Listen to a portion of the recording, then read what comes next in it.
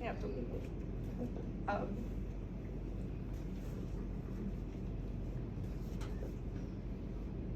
I wrote something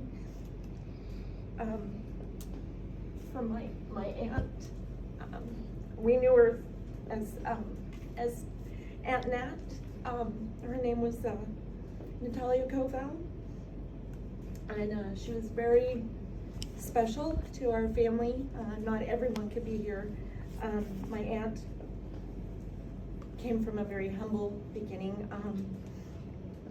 And she was a minister's daughter, and she had 6 sisters and 2 brothers and 1 son who meant the world to her, my cousin Carlos. My Aunt Nat was also a very, very strong woman. Strong temper, but it's okay. She spoke her mind, and you always knew where you stood with her. There were no mixing of words. She was very independent, and she also had a very big heart. One of her youngest sisters, my Aunt Rosie, lived with my Aunt Nat practically all their lives. She was a caregiver to my aunt, and I think that just speaks to the love that she had for her family and for her sister. And she always loved baking and cooking.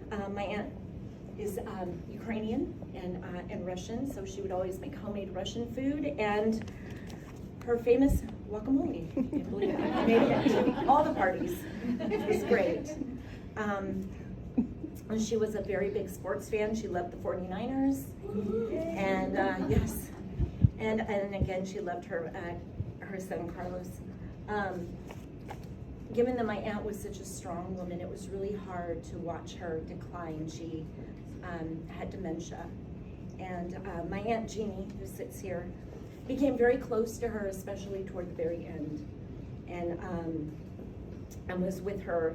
And when her dementia got so bad that she could not speak anymore, you would still hear her uttering and speaking the name of her son, Carlos.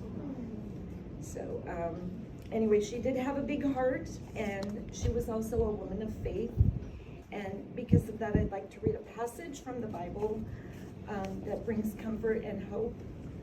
And this passage is from John 11, verse 25 and 26. Jesus said, "I am the resurrection and I am the life.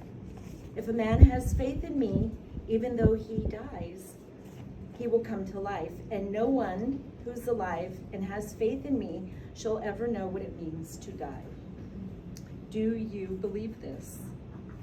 And yes, my aunt, she did believe. Romans 2:10 promises that if we will be faithful until death, then, says the Lord, I will give you the crown of life. And that gives me hope, because I know that my aunt has received her crown of life, and she's resting with the Lord. Thank you. Her sister, Jeannie, and I just wanted to read a poem. It says, "Remember me.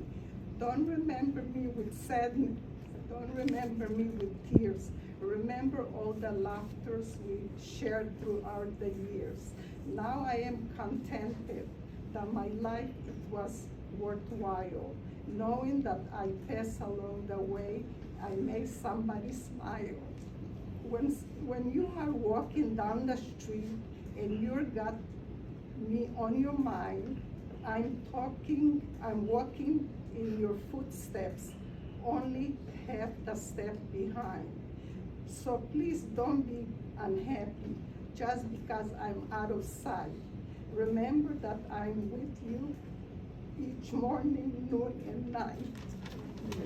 And I just want to thank everybody here, the nurses, and John especially. He used to come and pray for my sister and read the Bible, and I really appreciate all the nurses, all the staff that help. You guys are the best, you know, and I'm very happy. And I want to thank everybody. Thank you. Thank you.